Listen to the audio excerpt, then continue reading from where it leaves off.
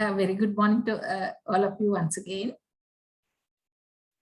Yeah, joining with our maybe around 10th session.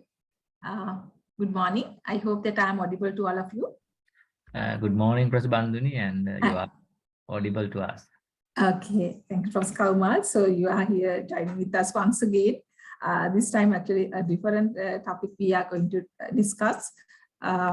This is very important for the scientific writing. Before scientific writing, you have to think whether you are going to patent or whether your research is going to get royalty and all other things.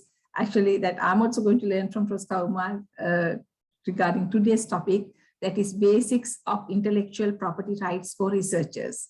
So you can remember, and you have, you know about Professor Kaumal, that he has given you a very interesting lecture or webinar on how to do the referencing and reference style.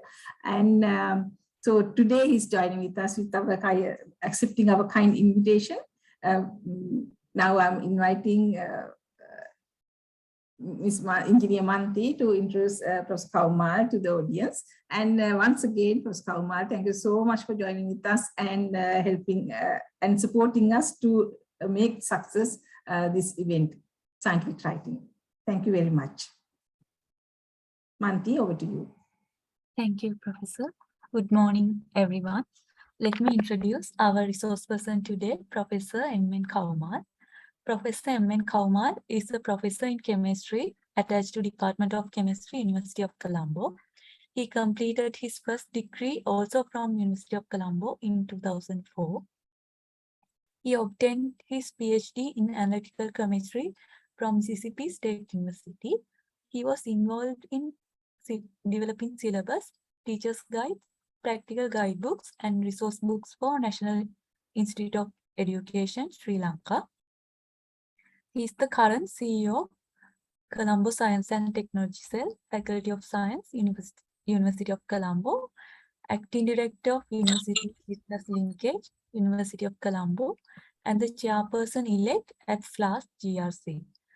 His research interests are IP protection, management and commercialization, and development of miniature and portable electrochemical sensors. So, dear sir, over to you.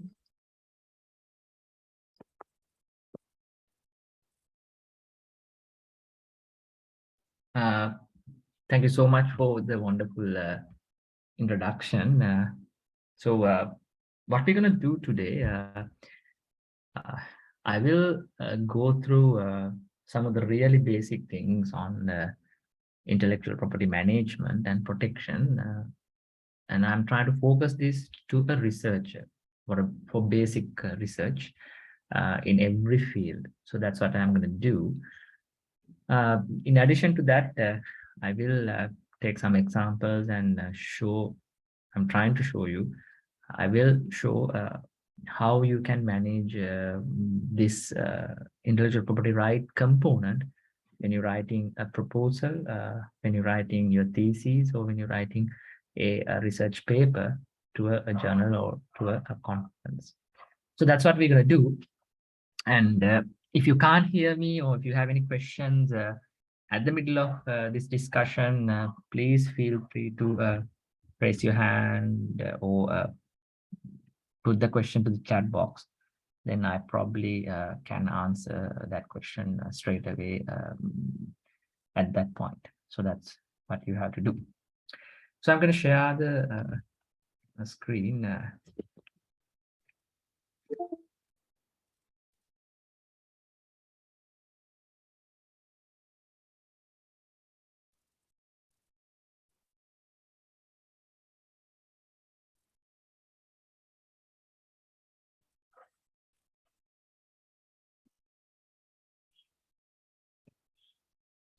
All right, so what you're seeing on my screen is the typical Google search, right? I think I went through these three segments when I'm doing this literature search, but this is the point I'm going to start from today's discussion. In the literature search, or how we find literature for our research work, I introduce there are multiple search engines given by Google to find information. Now, the first one is this typical Google search. If you want to find meaning of a word, someone raising hand, Rashmi. You have Sir, the chat is disabled. Can you fix it? chat is disabled. Yeah. I think I might not be able to Oh, okay, sir. fix it. Anyway, what you can do is please raise your hand. Definitely, I'll put the attention to the whoever raised the hand. Or Okay, sir. if the organizers can enable the chat. Right, okay, we can do that. Actually, please don't I understand. post, Let's keep post like thank you, send No, your no, numbers and your names. Let's keep the Yes. chat disabled. If you have any question, raise the hand. I'll give the time to the question. Don't worry. We'll do that. Thank you. Thank you. So if you want to do a typical search, we go to the Google search engine and find it.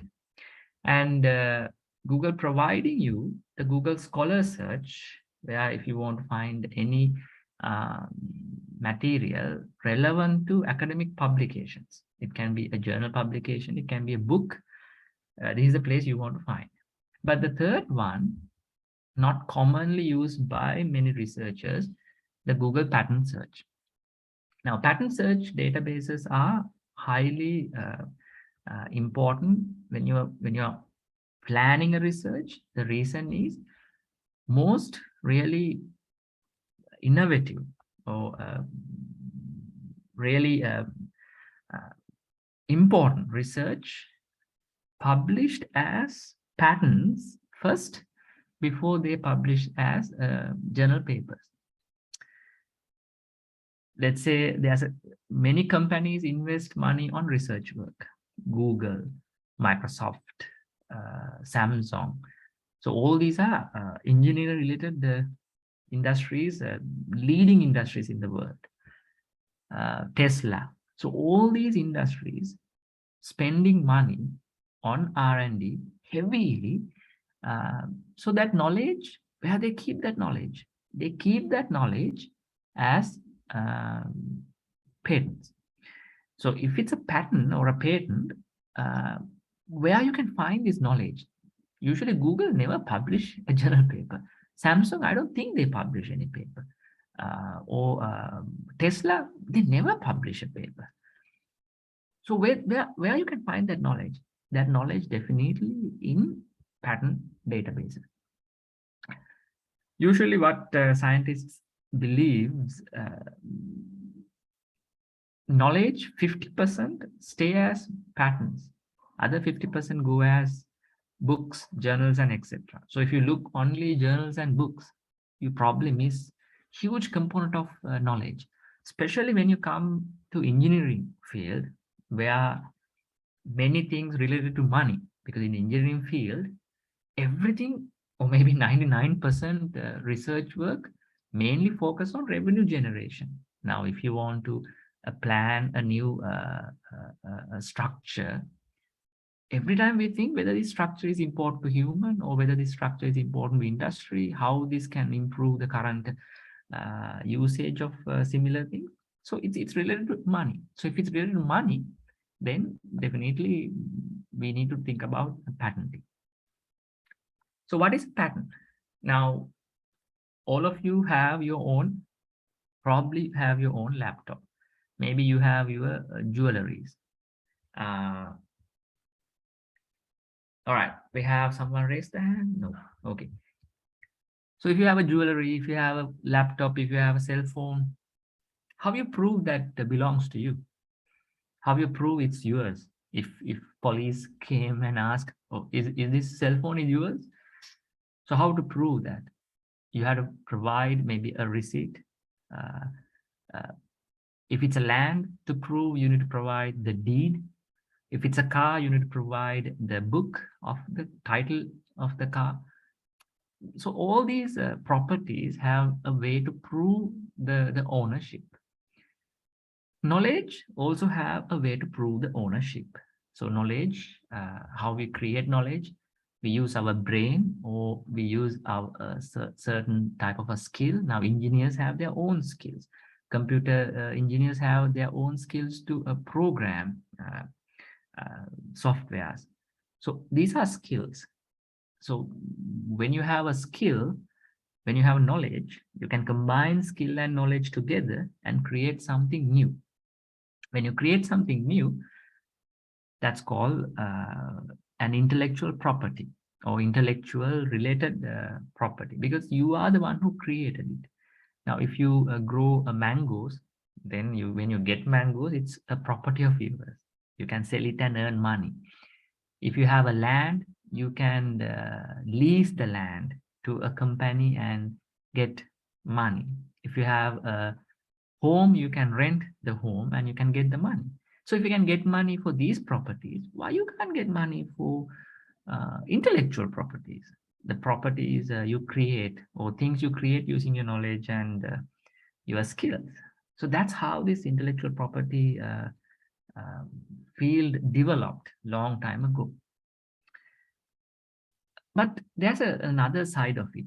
For example, the chickenpox vax, or some other vaccination methods found a long time ago.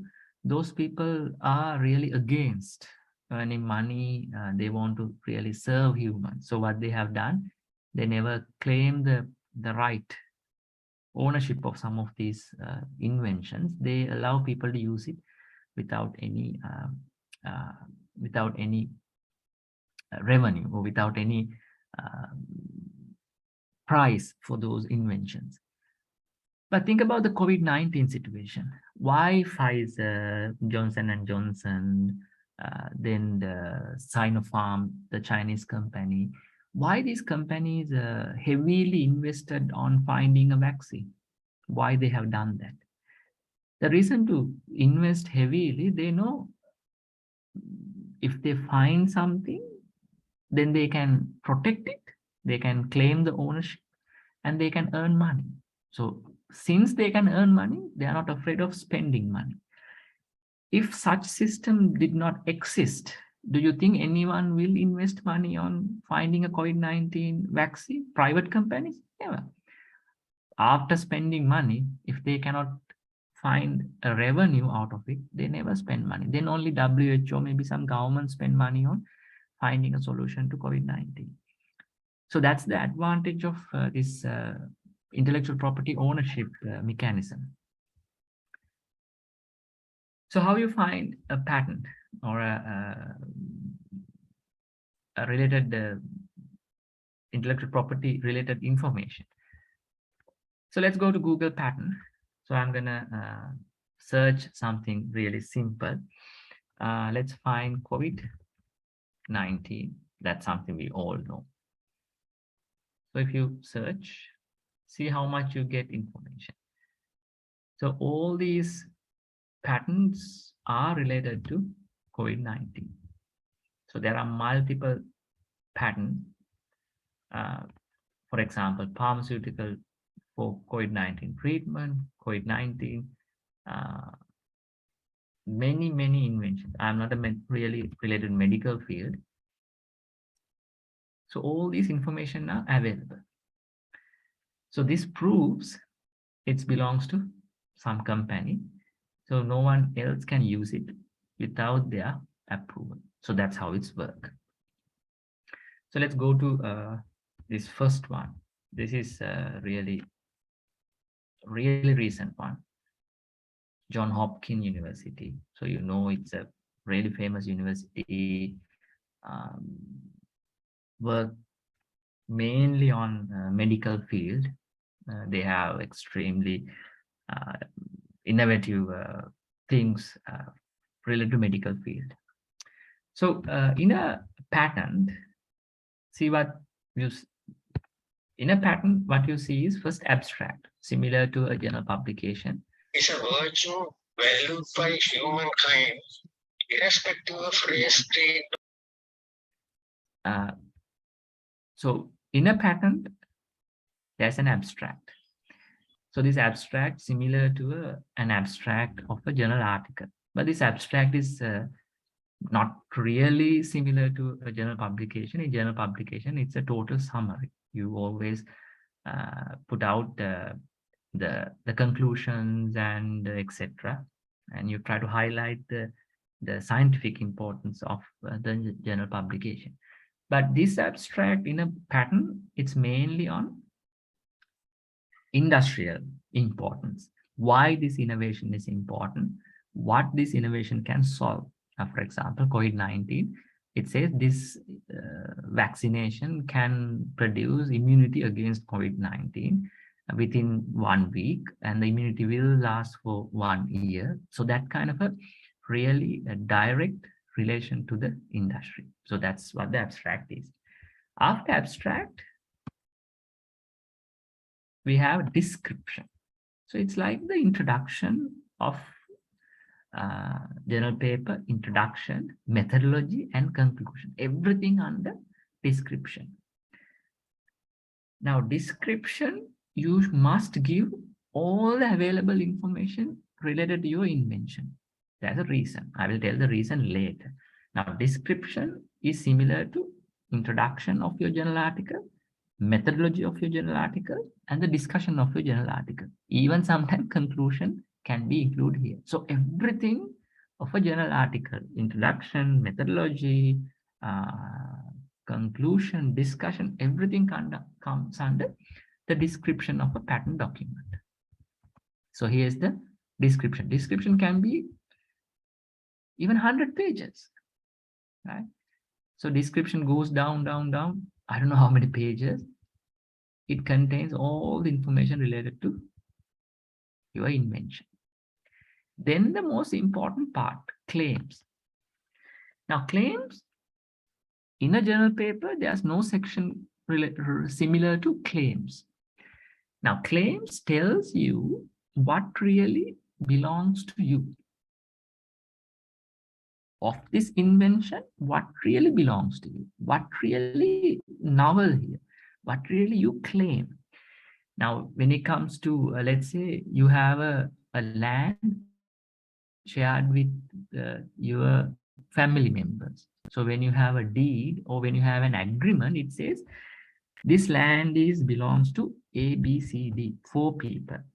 So A is you. So you can really, in your agreement, it says you can grow plant land. Whatever the product coming out of these plants should be divided among 4 people equally. So that kind of a agreement you have to really have when you share some property with others. Now, even this case, since there are similar inventions in the world, these claims clearly tells what really belongs to you. Now, in here, let's look at the first one, a method for diagnosing the probability of extended. So you can read it. So that's what the innovation is. So this innovation to really detect COVID-19. And there are A, B, C that really provide you some detail about this method. So that's the first claim. Then there's another one, second one, the method of claim 1. Now remember, when you write in the first claim, that's the main part of your legal right. The second one, expanding the legal right to a little further. So the method of claim 1, now you are describing claim 1 further, whereas in the extended duration of a severe COVID symptom is about 44 days. So now we are expanding or explaining a little more about the claim 1. So first one called independent claim, because it's not really referring to another claim. It's an independent claim. First one, usually and always an independent claim. Second one, referring to the claim 1.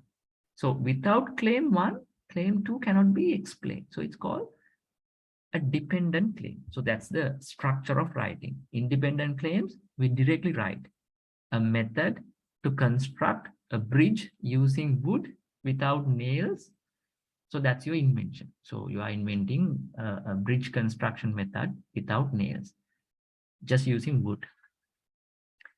That's your claim. So you are claiming you develop a new method to develop bridges without nails, just wood. So that's your invention. Then it's the independent claim. So that's what you explain. Then you have number 2, dependent claim, the method in claim 1 or of claim 1, where you are using wooden sticks, etc., etc.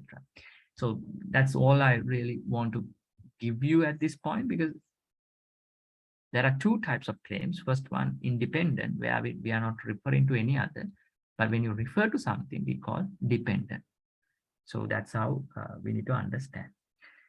When you depend on somebody, let's say, if I get the bus, I will be there on time. So it's a dependent claim or dependent sentence. You depend on the bus to be there on time. But if I say, no, don't worry, I'll be there whatever happens. So it's a independent. So whatever happens, I'm going to be there. So that's the basic idea of this dependent and independent structure of writing claim. So there can be claims, any number of claims, right? So this is just to say what you invented and this is what belongs to you. All right, so that's a patent document. That's all you need to really understand about a patent document. All right, so any questions about the structure of the patent document? Because now I'll go to a little more about some other information, what is a patent and how you can get a patent, etc. All right, no one raising the hand. Now, when you're writing a proposal, why patent documents are important? Now, remember, knowledge exists 50% or close to 50% as patent documents, especially in engineering field. Especially in engineering field. Now, remember, unlike I'm related to chemistry, we can say maybe 80% of knowledge in journal articles, 20% maybe in patents, or even less. But in engineering field, I strongly think, not only me, most people who deal with patents, 50% or even more than 50% knowledge exists as patent documents. Because leading companies never publish. They always try to get a patent. Why? They want to earn money. So if you're writing a proposal, I always recommend, please, when you're performing the literature search, please do a literature search covering Google Patents, Google Scholar, and other search engines. Now I'm going to introduce a new term here. Now, if you're using only books and journals in a research literature to find knowledge related to your research, we call it a literature search, or we call it literature search. So we try to find information in journal publications and in books. But if you combine books, journal publications, and patents, if you combine all these 3 things, we call it a prior art search. Now remember these 2 terms. Prior art search means you are looking patents, books, journal, whatever the source available, you are trying to find. That's called a prior art. Prior means previous, art means technology. In technical term, art means technology, not drawing pictures, not pictures taken from a camera. Prior art means previous technology. But if you look books and journal articles, it's called literature. Why? Literature means published. Literature comes under books and journal articles. So that's why it's called just literature search. A prior art search is always important for engineering field. Like I said, leading companies never publish. They always patent. Sometimes they keep it as secret. For example, Coca-Cola company, what they do? their recipe is a well protected secret. Based on my knowledge, only 3 living people know the recipe. So, and those 3 people never travel in the same plane. Why? If all 3 die together, the business will collapse. So they keep it as a secret. They never patent it. Why they never patent it? The reason is a patent document only valid for 20 years. That's the reason. So after 20 years, whatever the knowledge in a patent document is a common knowledge and anyone can use it without any restrictions. So the Coca-Cola wants to keep it for more than 20 years. So they did not patent. They want to keep it as a secret. Then why others patenting? The reason is if you patent, then you have the protection. If you keep it as a secret, if others reverse engineered that technology, they can really easily use it against you, or they can also produce it. Some are raising the hand, engineer Lokapal Raj. Excuse me, sir, can you hear me? Yes, I can hear you. Sir, my question is, in the claim section, who prepared it? That mean it's any legal officers or? All right, it's a good question. Now, one misconception most of Sri Lankan scientists having, the claim should be written by a legal person. That's one misconception. The reason is, let's say you hired a patent lawyer to write claims, then what's going to happen is that person do not have any knowledge on engineering and not have any knowledge on chemistry. So that person look at the information and draft the claims legally correct, but scientifically you might miss many of the things inside the claims. So that's why we always think, I personally believe, there should be scientists who have enough knowledge on claim writing or claim drafting to have the first draft and a second draft, maybe improved versions. Then that can be given to a legal person to check whether it's legally correct, because this document should be legally and scientifically correct. If you are not prepared legally correct, the document can be rejected because it is not legally correct, or even it's approved, there can be loopholes. Someone can get through and really destroy or take your invention somehow. But if it's scientifically incorrect, same thing can happen because you are not really claiming the correct invention. You are just putting few things. You are missing some important steps related to your scientific invention.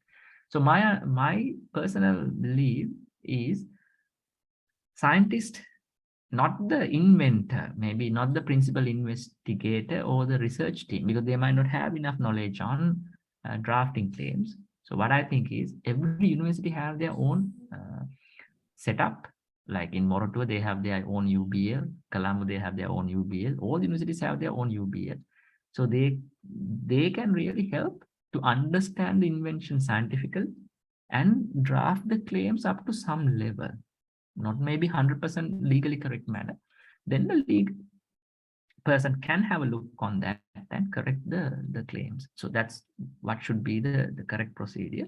But many things, giving the document to a legal person, you draft the claims, you submit it, many things that's going to be work, not really, because there can be few things missed. So the claim should be written someone with the knowledge in that field. So that's my answer to your question. Is that answer? Yes, sir. Thank you. All right. Sir, All right. another one, sir. Go ahead. In the element of the patent document, that means in the Google patent you showed me that those elements is based on the are there any special paper to be published or the patent application? If I understand your question, tell me if I'm wrong here, understanding your question. Now, each country have their own structure for a patent document. Sri Lanka have our own structure, US have their own structure, like a journal paper. Like sometimes the citation style is different, maybe acknowledgement should be there here, maybe some special information were requested. So each country may have their own patent structure, the document structure and the requirement when you submitting a patent document or a patent application. But basic things are similar, like abstract, description, claims, and the references. Those 4 sections are more or less in all the countries, because we need to follow the World Intellectual Property Office guidelines when we really developing this system. But the WIPO, or World Intellectual Property Office, I will say WIPO allowing each country to really change few things. But the basic structure should be same, but they can have their own pre-requirements, etc. For the final document. For example, in Sri Lanka, they're asking the technical background of it, and Sri Lankan Patent Office, we call it NIPO or NIPO, National Intellectual Property Office of Sri Lanka. They have their own way of requesting the document set, and the way of writing claims can be little different, but more or less same in most countries. So each country have their own way. When you're submitting, you need to really check with the country requirement.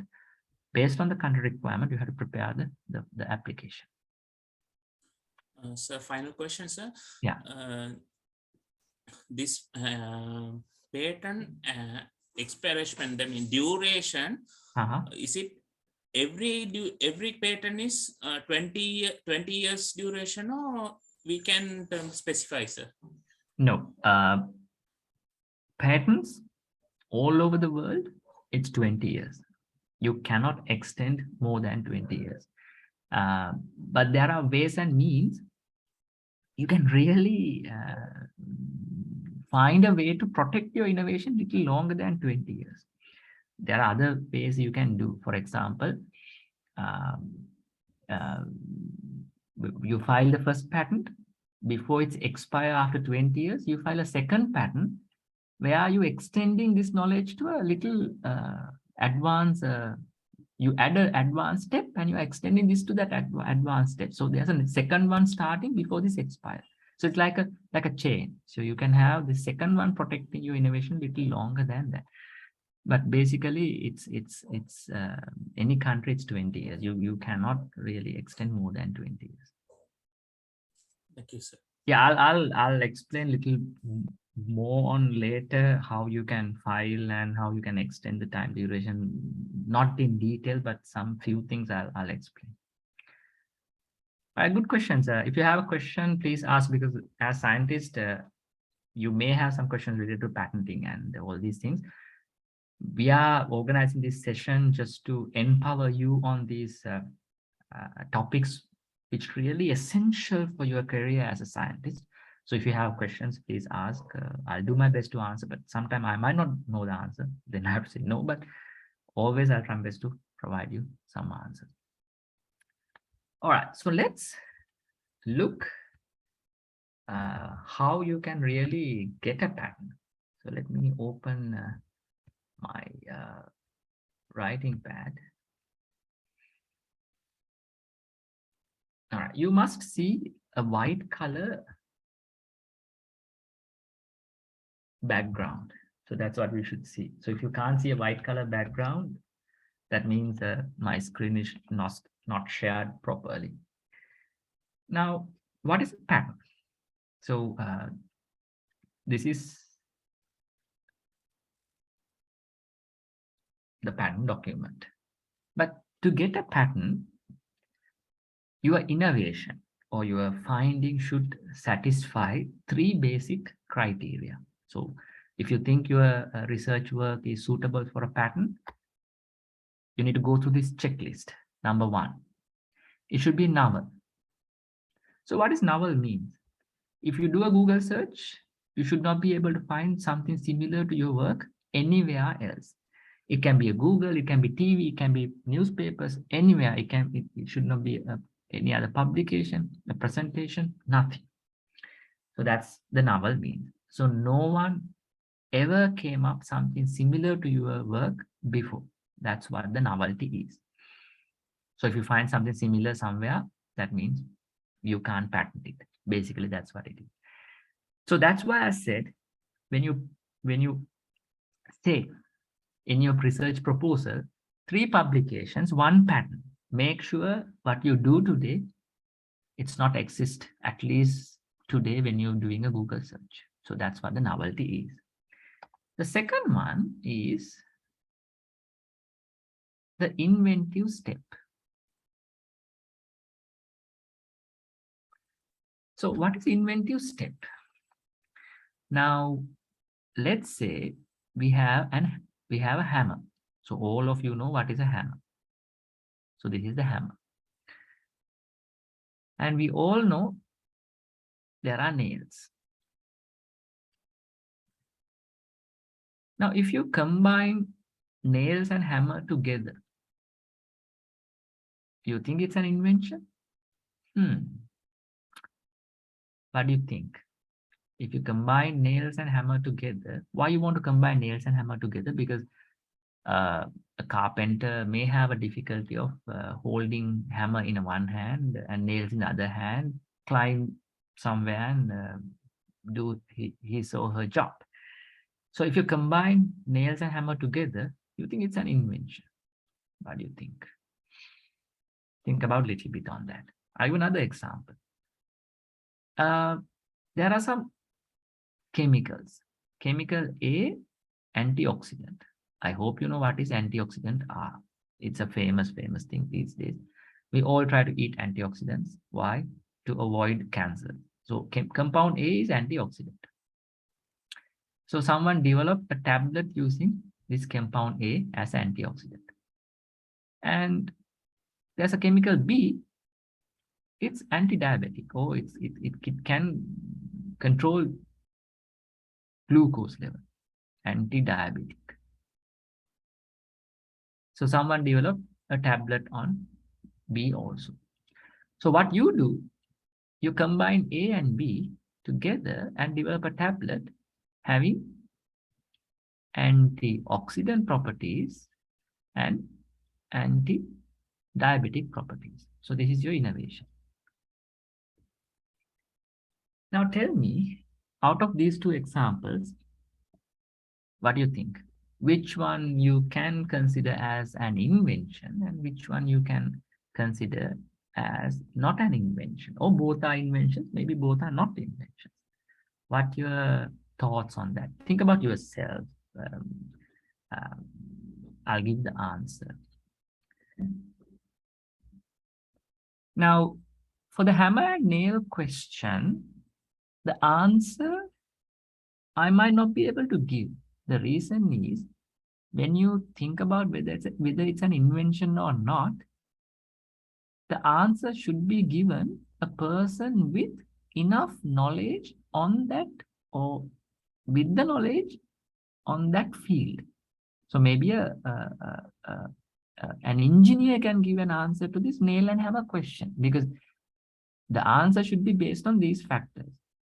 For somebody in that, with the knowledge in that field, may think, it's obvious to me. It's not an invention. It's obvious to me. So if there's an obviousness of that invention to a person with the knowledge in that field, then we say there's no inventive step. Now, for example, I'm a chemist. So let's go to this compound A, compound B example. All chemists know, even you know, even you are not a chemist, maybe you are an engineer, combining 2 compounds, one having property of antioxidant, one having property of anti-diabetic. If you combine these 2, the outcome mixture have anti-diabetic as well as antioxidant property. It's obvious to a chemist. Since it's an obvious thing to a chemist, we never consider this one as an invention. So this is not an invention. It's obvious to me. So there's no inventive step. If it's obvious, then there's no inventive step. But this hammer and nail example, maybe even for an engineer, the way the nails are fixed to the hammer, maybe not obvious. Maybe we can have a kind of a space in the handle and the nails can be loaded. So it might not be obvious. So if it's not obvious for a person in that field, we say there's an inventive step because somebody else thought and the skill joined together, they came up with a new setup, not obvious to a person with the knowledge in that field. So it's an invention. So this may be an invention, the way we fix these together, but definitely not this antioxidant anti-diabetic example. But let's say combining A and B in addition to antioxidant and anti-diabetic, this may have some other properties, maybe a pain-killing property, a painkiller.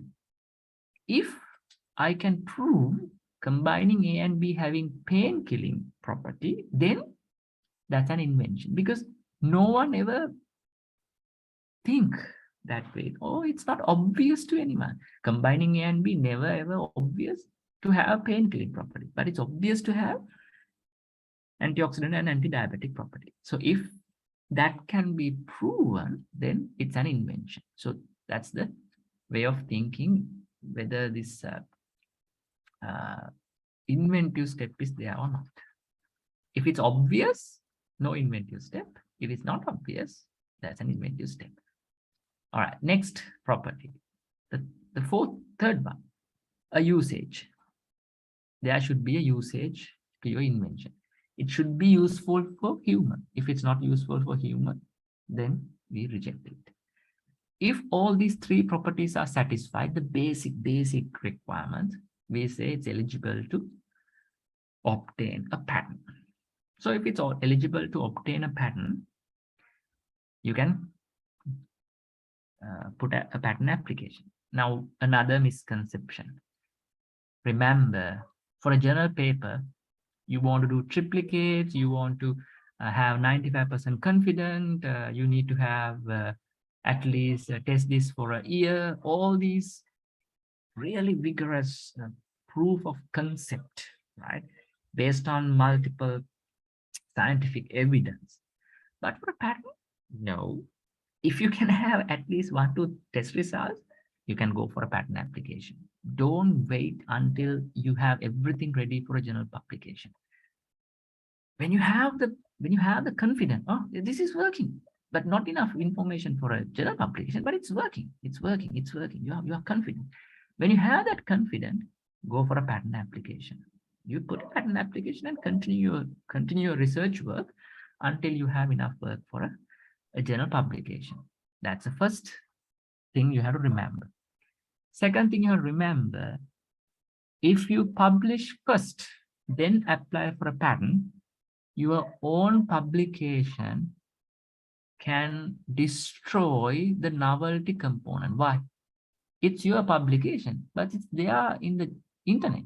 So the examiner may reject your application because it's already disclosed to the public. So never ever disclose this to the public before you put the patent application.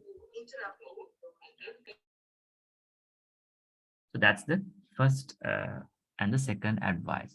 Do not wait until you have all the information for a journal publication. The way think for a journal publication, not really work for a patent document.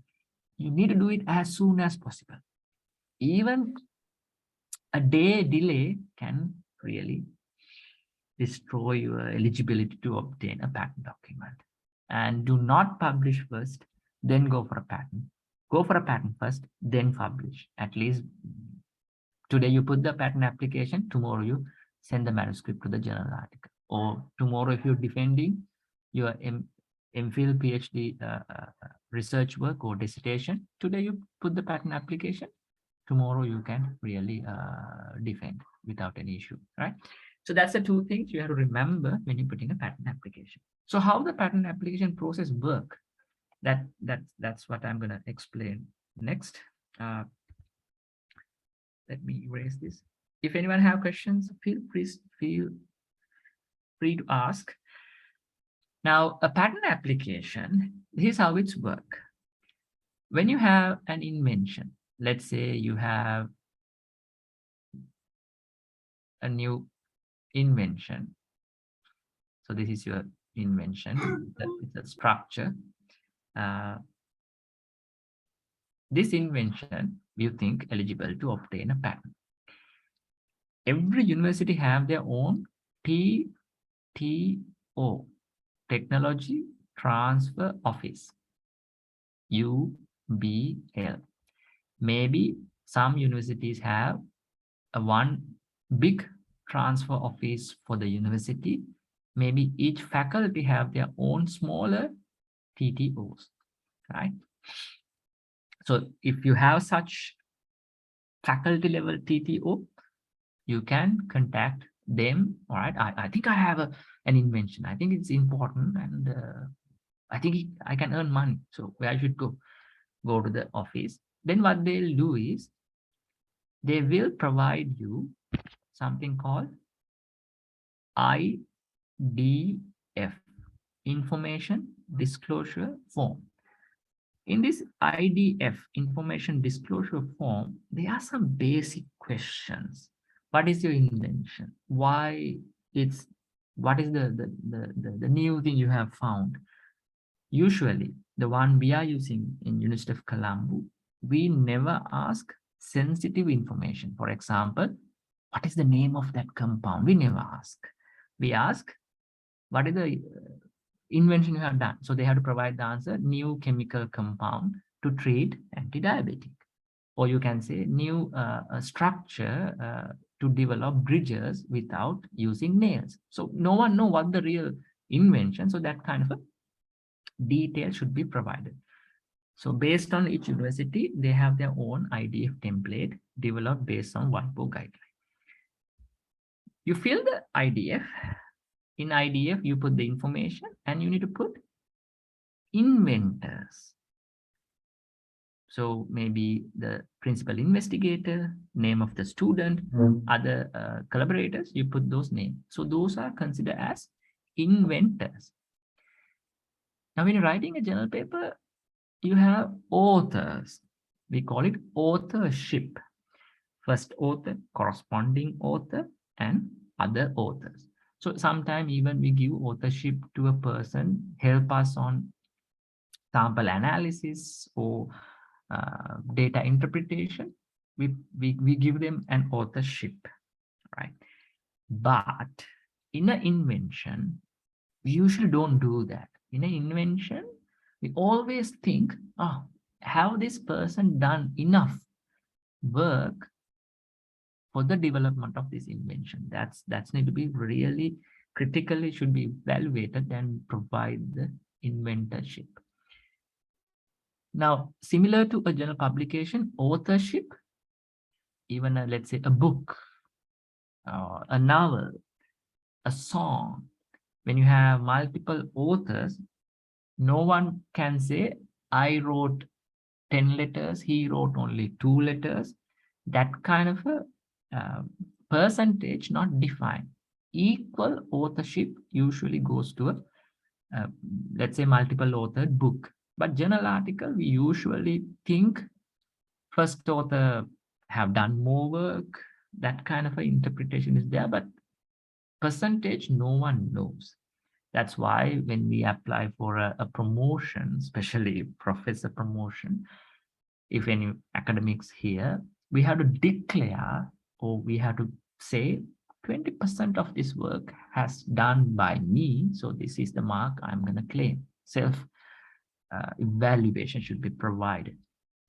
However, in similar to that, in a IDF, equal inventorship is granted unless you have a separate agreement.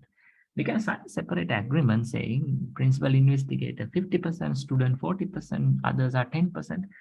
We can have a separate agreement. Unless there's a separate agreement, we always consider as equal inventorship. When the IDF is provided to the TTO, so IDF is sent, the IDF is sent to the principal investigator or the research team. IDF is filled, sent back to the TTO. So step 1, contact TTO, they send the IDF, you fill the IDF, send back to the TTO. Then TTO will examine this IDF. They look at, all right, is there novelty? Is there inventive step? Usage, based on the information provided. Initial screening, if they satisfy, they will call you, set up a meeting. Then they will ask specific question. What is the compound name? Why you think it's important? So all these really secret questions are going to be asked from you. Or you have to provide a separate confidential document to them. All the detailed test results, images, etc. So based on that, they'll do a thorough search, a prior art search on your invention. So if these 2 steps are passed, the brief search, the thorough search, then they will go for the patent drafting. Patent drafting. So patent is drafted. The draft sent back to the research team for their comments, or jointly they draft. That's the usual manner. If everyone happy is, the patent draft finalized and submit to NIPO, Sri Lankan Patent Office. So that's how it's worked. You have to pay close to 8,700 rupees, the initial payment. So this is the university process, or the typical process we follow. After filing this application, what will happen? So that's the next question you may have. So usually what will happen is the NIPO will take it.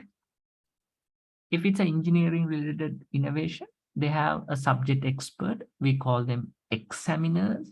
So examiner will take the application.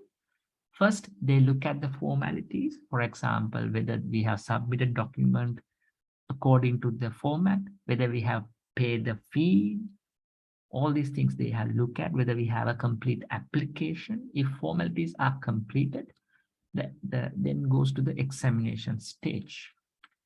And at the examination stage, they look at all this information. Then they will really say, all right, we could not find anything similar to this. This is acceptable. They grant the patent. So what they do, they send a letter to the university saying, this application is accepted. Pay this much money for the Gazette publication, usually close to 1,000 something. So when you pay that money, in the next Gazette, it will be gazetted, and they will send you a nice colored, I'll show you how a patent document look like, the Sri Lankan version, to the university. Then the university will pass that to you, or university may have their own policy. But if there are issues, formality issues, they straight away come to you within like 1 month and tell this document is missing, this is incomplete, etc., etc. You have to correct those and send back. Formality issues. Then they start the examination or their own way of checking whether the novelty is there, inventive step is there, etc. If they find any issues in your claims, they say, claim number 3, we found a similar invention, so we think claim number 3 cannot be granted due to no novelty. Or they say claim number 1, no inventive step, so it should be rewritten, or we cannot grant it. So based on these comments, we need to redraft some of the claims, or we have to remove some of the claims and resubmit the corrected or updated version to NIPO. They have a second look. Remember, these are called office action. So each time you are doing an office action, maybe correcting a name, correcting the ownership, fixing some issues in claims. Every time you have to pay some money, not huge amount, but close to 1,000 rupees you have to pay every time when you're performing an office action. So if you manage to get through all these hurdles, they'll accept, they publish it. Now, most important thing, I said few deadlines. First one, the application date. Application date, the date you submit the application. Let's say 2020 Jan 1. That's the application date. Then we have publication date. So publication date means after accepting, they publish it 2022 October 16th, today. Today we can publish, it's a holiday, so 17th. It's a publication date.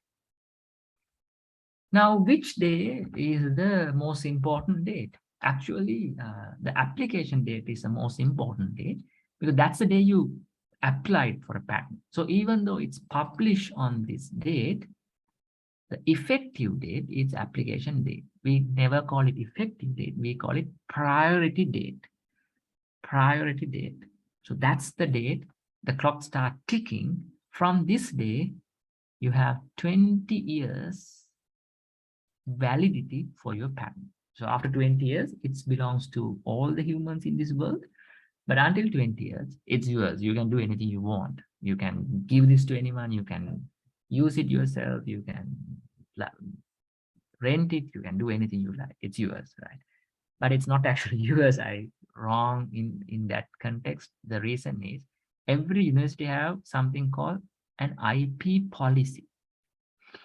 This IP policy must say, based on my knowledge, any invention or any patent, when you apply or when you have an invention, if you are a paid employee of the university, like us, academic staff members, or if you are a full-time student of that university, all the IP rights you generated during that period belongs to the university.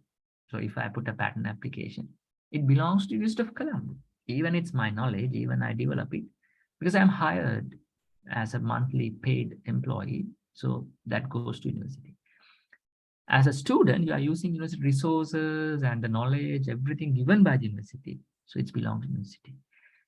Even though it's belongs to university, the ownership, you will be listed as inventors in the patent document. Remember that. So what you get at the end, what the benefit you're going to get? Number one benefit, you are recognized as an inventor because you have a patent document for your promotions, your job applications, etc. You can claim, I have a patent document. See, it's my patent document. But is there any money? Definitely yes, because this IP policy, some universities have something called commercialization policy. When you have an invention, how you commercialize with the industry. If such document exists, it says how the revenue is shared. Usually, the typical one is when the university get 100% revenue, let's say 1 million, 50% goes to inventors, 5 lakhs goes to inventors. Other 50% goes to the university, another 5 lakhs. So out of this 5 lakhs, maybe some portion goes to the department, faculty, and the TTO office, and the university. So these 5 lakhs divide among priorly agreed proportions with the designated office or officer. The inventor 50% divide among the inventors. Again, priorly decided percentage. We never allowed to change that priorly decided in proportions. Whatever the proportion we decide at the beginning, when you're submitting the IDF, you have to declare principal investigator 30%, student 40%, etc., etc. Based on that proportion, this percentage will be divided. Who owns the patent? The university. Who are inventors? You and your research team. Who get money? Both parties, because university allow you to work in the university, use resources. So university gets some proportion and you get some proportion. Let's say an academic transfer from University of Colombo to University of Peradeniya. What gonna happen? Still, you get your royalty. This money we call royalty. The company pay the university for usage of this knowledge. You get your check, you get your share, even though you change university. But the invention is belong to University of Colombo. You have to leave it there. You can't take it. It's belongs to University of Colombo forever, right? Even I have some patents. It belongs to University of Colombo. All right. Any questions? Anyone want to ask questions? So that's the usual way of working. So let's see. All right, question to all of you. How many international patents do you think University of Colombo have? 100, 200, 10, 20? How many you think? Let me search and show you.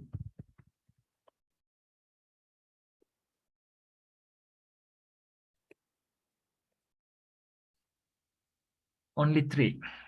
All right. You don't believe. Why only 3? There's a major reason for that. International patents are extremely expensive. For example, US patent may cost up to 5 million. Before the dollar appreciation, the legal fee and etc. 3 million, close to 3 million, you can manage it to 3 million. So that's the first reason. So as a university, I don't think we should spend that much money for international patent unless you have a commercial partner, because patenting, the main reason to patent is to generate revenue or to keep the ownership within the university. So if you want to do that, then you should earn money. So to earn money, you must have a commercial partner. Patenting and keeping the patent in your cupboard, no point of doing that. So unless you have a commercial partner, we usually don't go for international patent. But local patents, we do that because some research team wants to patent and the innovation is really, really cool. So expecting we can find a commercial partner, we spend 10,000 rupees and try to find a commercial partner later. But international patents, we never ever do that. So that's why we have less patents internationally granted. And patenting is an art and a different process. And we have a question again, engineer Yoga Rajan. I think I pronounced your name correctly. Yes, go ahead. Ask. Yes, sir. In your first patent, sir, it take about 2.5 years, no, sir, to approve. No one can say how long it will take. Usually, a Sri Lankan patent take 1 to 2 years. If you're lucky, you can get it granted within the first year. There are cases even we got some patent granted within 1 year. But again, international patents may take up to 1 to 2 years, but usually 1 year definitely, but less than 2 years. That's the way I look at it. But no one knows how long will it take. Some patents may take 3-4 years. The reason, again, you have to understand the reason. The reason is now the things are really well streamlined because the NIPO know to contact University of Colombo. Earlier, some research team filed patent documents by their own as individuals. So when they send the letter, maybe address is changed and etc. No one knows where the letter went. And some teams not really interested on follow it up, just file and just leave it.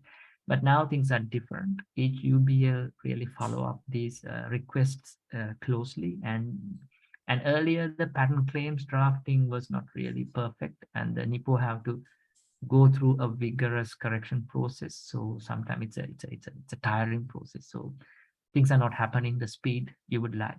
But now first draft is a really good version, so NIPO can process it quickly. So that's what's going to happen. International usually 1 to 2 years. US maybe 1 to 2 years, and UK again 1 to 2 years. That's a typical timeline for a patent. Yeah. I hope Sir, I'm answering. Yeah. during this process time, sir, can there be a threat of similar invention coming to the world in international property? Yes, but remember you have something called the priority date. That's why the priority date is important. That's why I said file the application at least whenever you can, as soon as possible.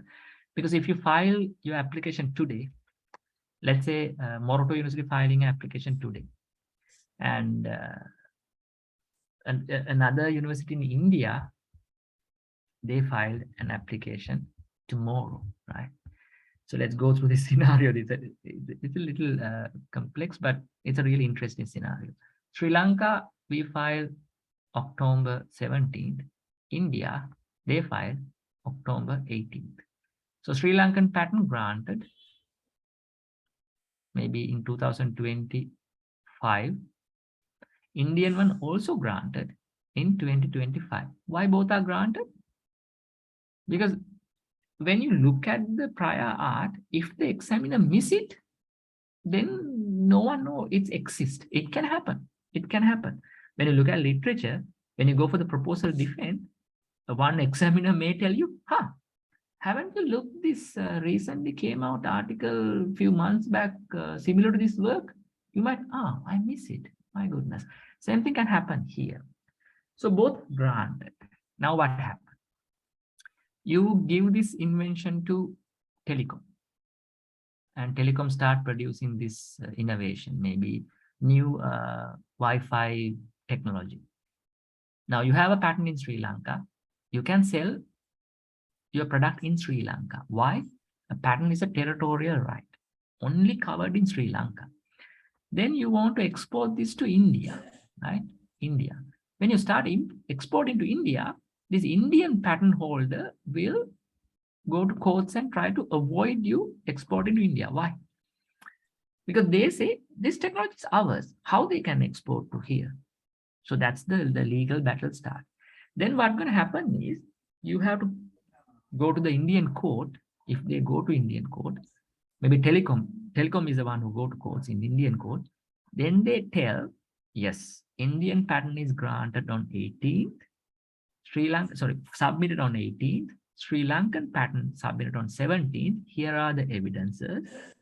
Since 17th one is having a priority date compared to the 18th one, 18th one was granted. Why? The examiner did not had a look on or saw this 17th one.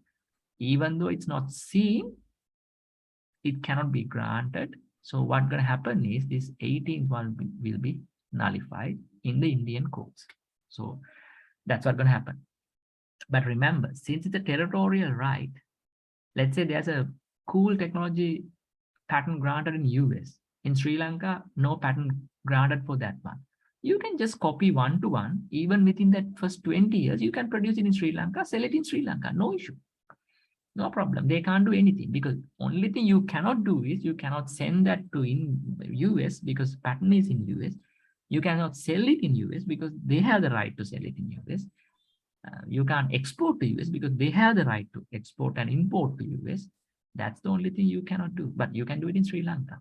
So that's why, as an engineer, as a scientist, when you try to solve an issue, if you can look at it in patent, if it's the solution, if it's there already in patent document, if the patent is not granted within Sri Lanka, rather than doing research, you can copy it one-to-one and use it. No one can stop you because the patent is granted in US, not in Sri Lanka.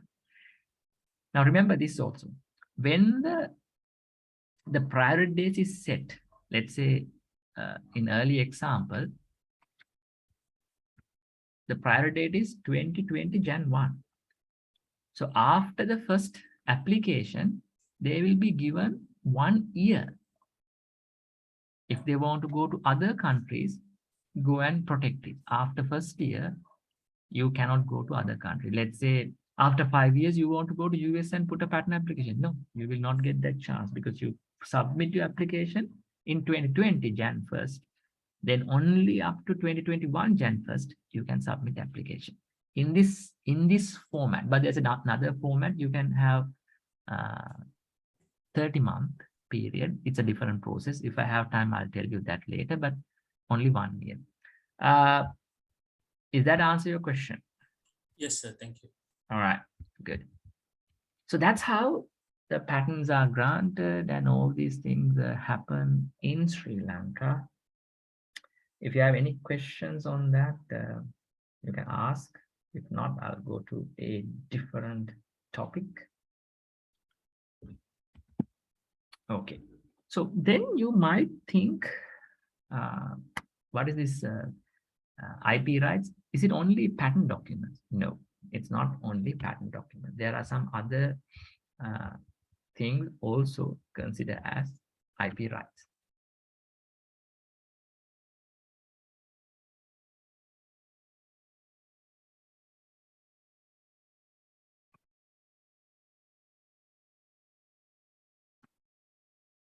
All right, you must see a PowerPoint presentation. Now, inventions are considered as eligible for patent documents. Tangible things, you can touch it. Anything you can touch it, and having those 3 criteria: novelty, non-obviousness, or having an inventive step, and the usage for human, are eligible for patent documents. But there are some other IP rights, not tangible. So where they go, for example, a brand name: Coca-Cola, Apple, Samsung, Microsoft. If you can use the name of Microsoft for your product, how valuable your product, or the consumer will buy your product. Why? We all know it's a highly reputed brand. When you go to market, sometimes you buy higher price product, even though there are lesser value price product, you buy a higher price product because of the brand name. So these are called trade marks or trade names. So all these are protected under IP rights. Then songs, novels, movies. So these are again different types of intellectual properties. They come under copyright. So you cannot copy things from somebody else and use it as your own. A song, a picture. So nothing can be copied from others and use it as yours, right? Secret formulas, for example, Coca-Cola. I said only 3 living people know the real formula. That's the one way of protecting. So only 3 knows, and only those 3 knows it. And let's say another example, KFC. So if I remember correctly, KFC, if I remember, yeah, it's KFC. KFC, how they keep the trade secret, it's called a trade secret or secret formula. How they do it, they divide their batter. So they have this batter covered in chicken, they fried. They keep this batter. So how they keep it as secret? They divide the formula into 2 components. One component known by one set of people, other half known by another set of people. They independently prepare those 2 components, and another set of people mix these 2 together. So no one knows, without the 3 set of people, they cannot come up with the final mixture. So that's another way of keeping. So trade secrets, or these formulas, protected by employer-employee agreement. When you go to, let's say, if you go to DSI, they might have their own way of producing tires. So if you are an engineer, goes to there, you sign employer-employee agreement. Even you go to a different similar manufacturer, you are not allowed to disclose some of their secrets, because that legal document protects or prevents you are disclosing that information to another competitor. So if you do that, DSI can go to courts. They will sue you as well as the other maybe manufacture. Then come to software. Software usually protected under copyrights or protected under secrets. Now, Microsoft Office, Microsoft Windows, the source code is really, protected. No one knows what the source code is. So it's protected as a trade secret, or sometime it can be protected as copyright. For example, some of these open source softwares. So, some open source softwares, you can take it, you can edit the source code, you can do anything you want, you can redistribute, you can do anything. But some open source software, whatever the changes you do to the source code should be revealed, and you should credit the previous one, and etc. Some you can't change the source code, but you can redistribute, you can use it freely. So these are some of the levels of these open source software policies, or the way they deal. And there's another one called movies. Songs and movies comes under copyrights. And again, novels, pictures, photographs, even my PowerPoints comes under copyright law. So, for example, at the end of this presentation or this discussion, if Professor Banduni wants to share this recording, Professor Banduni should get the formal approval from me. You know what, we want to give this to students. Can I give it? I will say, if it's not for a commercial purpose, you can do it. But other than that, I will not allow. So the key mistake we do is, we don't do this in a formal manner. An email, then I write reply officially to her. It's good for her as well as for me. Then we both know what the set agreed points at that point. Because after maybe 1 week, no one will remember what we agreed. So that's how it's work. Again, for researchers, I'll give one key advice. Let's say you hire a photographer, or let's say for your research work, you hired a software writer, developer, to develop a component of your software, because you are not a software engineer. You might be a structural engineer, you might be a electrical engineer. So when you hired someone, if you developed your invention based on this hired person, some kind of a support, either you must include that person as an inventor. If you don't want to do that, remember this. If that person took a photograph given to you, and you pay money to that person, and you tell, I'm going to use this photograph for my invention. Who owns the photograph? That's my question. By paying to that person, not give you the ownership. It only gives you the right to use.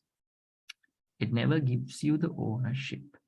It's like a movie theater. Get a movie from the producer. They show the movie. They get the right to show the movie and earn the money. But do they own the movie? Never. If you want to own this photograph or the component of this software or anything from this hired person, you really need to have an agreement, maybe a copyright transfer agreement with this person, especially for photographs. So the agreement should be, I hereby transfer all copyrights to so and so from this day onward. That kind of a clause should be there. Any legal person know how to write these clauses. Again, UBL can help you on that. Then that component belongs to you because you pay money, end of story. Otherwise, the ownership belongs to them, and you can use it. Another thing. In Sri Lanka, MP3s, movies, We keep them in our computer. You are using torrent to download them. All these things we do. All right. But copyright law, Sri Lanka is now a little stronger. If you go to this Wijeratna Warakagoda versus Sangit Wijesuriya case, and again, there's another recent case between this other music group. I don't exactly remember their names, but all these cases arise unauthorized use of some of their content. In Sri Lanka, still you can, even it's not legal, you can have songs of Nanda Malini without paying to her, keep MP3 in your computer, you can listen to them, etc., etc. You can keep movies, you can download English movies, you can do anything. In Sri Lanka, still it's illegal, but no one catch you. You can use pirated software, Microsoft Office, Word, etc. No one catch you. But if you take this computer, if you go to US, then if they found you have unauthorized MP3 songs from Shakira or somebody else, then the movies from Walt Disney, etc., you might be in a really deep trouble. How deep is it? You might not even allow to enter the US. You might reject the entrance. Even you have visa, you might send back. How they catch you? That's a good question. If you keep these copyrighted material, movies, songs, especially those two, in a shared folder, in your torrent sharing folder or Dropbox, etc., Google folder, those shared folders can be scanned legally when you connect your computer to internet. So if you go to a university, you connect your computer to their network. As soon as you have done that, not every day, but sometimes they scan all the network, not the university, the government authorized organization. If they found there are some movies and MP3s in the shared folder, they assume you are sharing these. So based on number of songs, they put a penalty. Now remember, in Sri Lanka, IP addresses are not static, dynamic. Maybe through the MAC ID they can capture you, but in US, most of the time, IP addresses are static. So, and the MAC ID, they can capture you exactly who you are and what the computer, etc. So how much they charge you for an MP3 song? Roughly like $5,000 US. You can multiply it with the 350. And movie, I don't know, but that can happen. So if you go to a different country, never ever keep anything copyrighted in your computer, especially movies and songs and etc. Right? So that's my advice. All right. Any questions on these components? All right. So how you protect copyrights? Because I know most of you may have some drawings, some etc. So in Sri Lanka, to protect copyrights, if you have your own song, you have some kind of a written article or a picture, a diagram, anything comes under copyright. Copyright means expression of ideas, right? A song.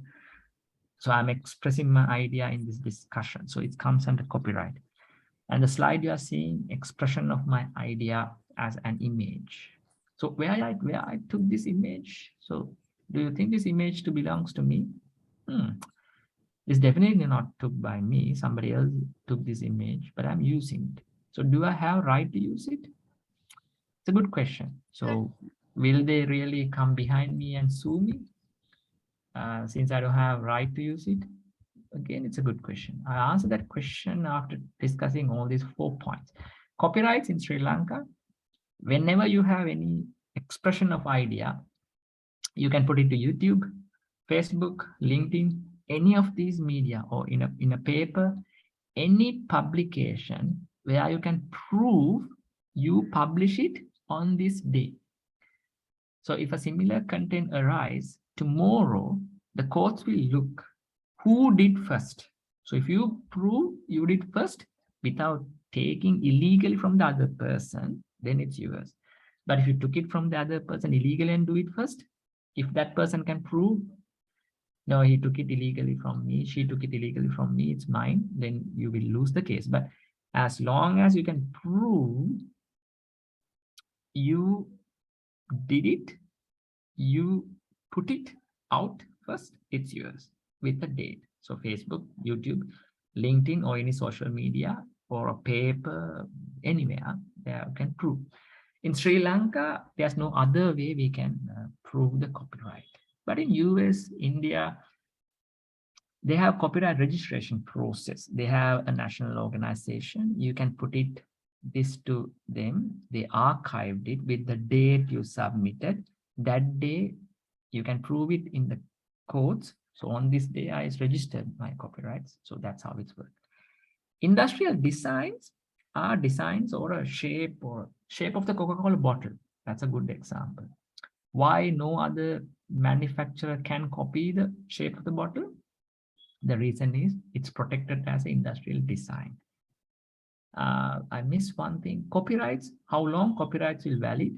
Usually, as long as the person lives who did it, it's protected, belongs to that person. After the person dies, for another 50 years. Some countries 70, some countries 60, 50. So usually 50 is the number we are taking.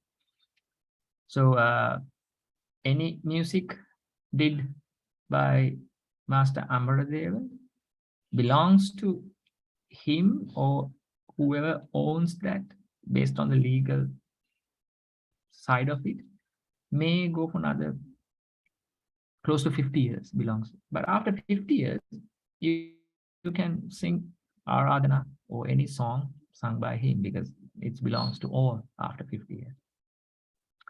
Industrial designs, forever.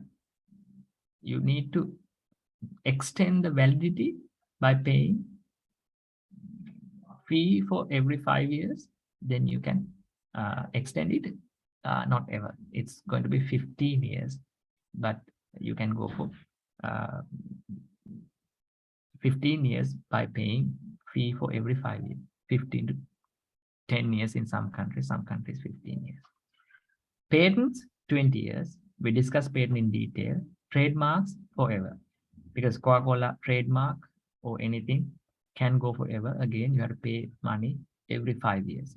So copyrights until after the person died, 50 years copyright. Industrial design, 10 to 15 years. Patent, 20 years. Trademarks, forever. Every 5 years, you have to renew by paying the fee. Patents also, patent maintenance fee should be paid every year. So that's something you have to do. Otherwise, patent will be lapsed.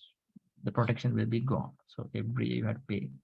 Trademarks every 5 years, forever. Patent 20 years, every year you have to pay. Industrial design, 10 to 15 years, you have to pay. Copyrights, after the copyright owner dies, another 50 to 70 years based on the country. So that's how it's work.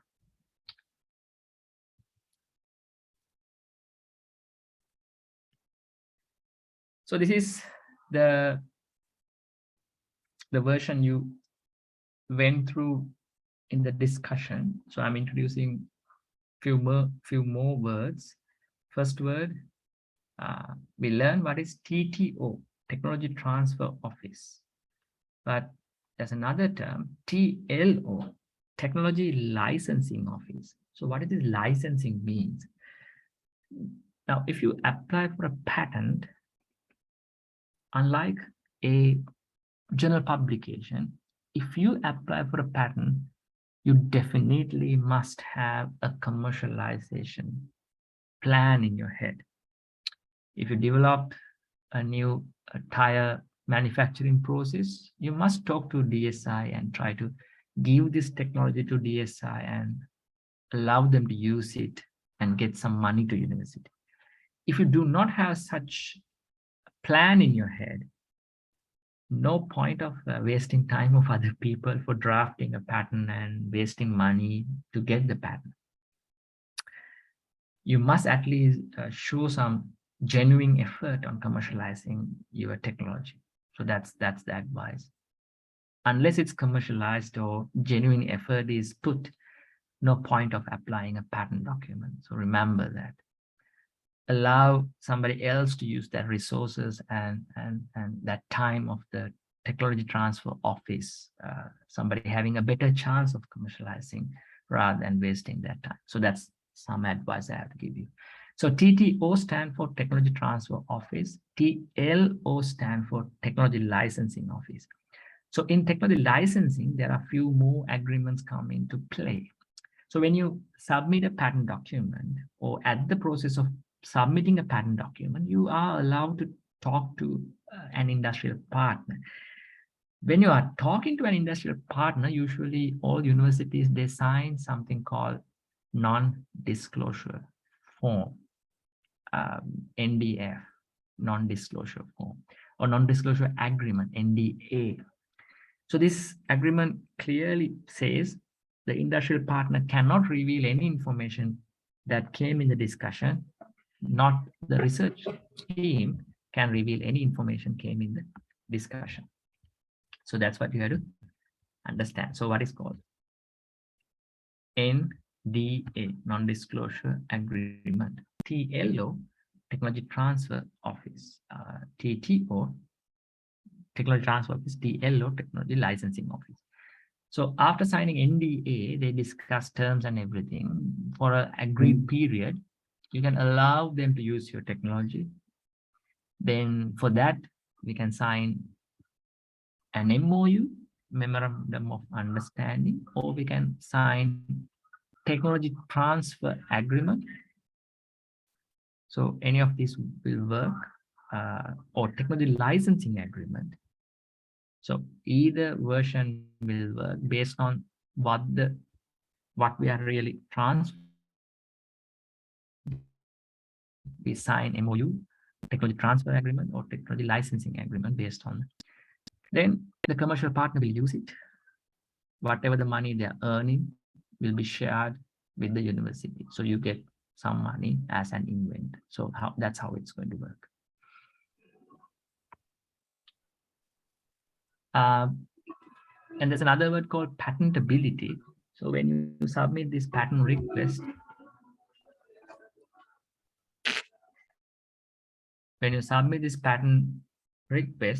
the TTO will really go through the document. They'll do a patentability search to make sure your request is doable. So that's what we do. So that's how all this UBL works. If you are attached to a university, all these universities having their own UBL, just go and meet the UBL manager, usually a really competent person with enough training. So you can really get some help on this. Like I said, do not wait until your research is finished. If you really think you are doing really important work that can come out as an innovation, before the research is finished, before you do anything else, just go and visit the technology transfer office at your university. They can help you to really understand whether it's patentable, whether it's commercializable. They might even help you to find a suitable commercial partner. They can arrange meetings with the commercial partner. They can assist these meetings. They can really guide. They have the legal knowledge and everything is there. So please go and meet them.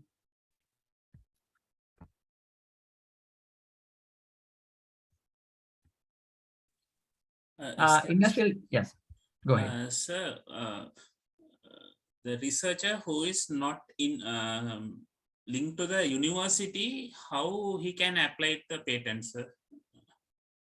Is he directly go to NIPO or?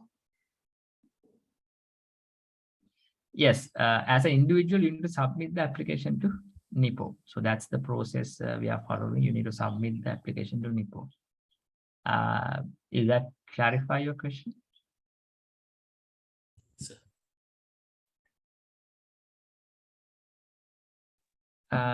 So you need to really directly go to a NIPO. As an individual, you can submit an application or a patent application to the NIPO. So that's how it's going to work. Excuse me, sir, one question. If Yeah. we are doing a research and we are already having a commercial partner for it, do we still need to go through the unit in the university, or can we directly come into an agreement with the company? Now, remember this, if you are a university employee or a student, you are not authorized to sign agreements with outside parties. Only Vice Chancellor can sign agreements with the consent of council. Even Vice Chancellor cannot sign a direct agreement without the council consent. That's the rule number 1. Rule number 2, as an employee and as a student, if the IP policy is already approved, if I think it should be approved, then it clearly says the ownership of your invention belongs to university, right? Now, even though industrial partners may have MOU already, so in that MOU, these things should be clearly mentioned. Then industrial partners spending money on research. So then, even though they spend money on the research work, the invention is belong to the university, but we can give them exclusive rights to use it for their production and their whatever they want for a time period. So that's how it's work. So if you are belongs to a university, you must think about these legal things. Otherwise, there can be some unwanted things. So that's my advice. So is that clarify your question? Yes, sir. Actually, I'm connected to a university. Thank you so much, sir. All right, wonderful. Okay. Any other questions anyone want to ask?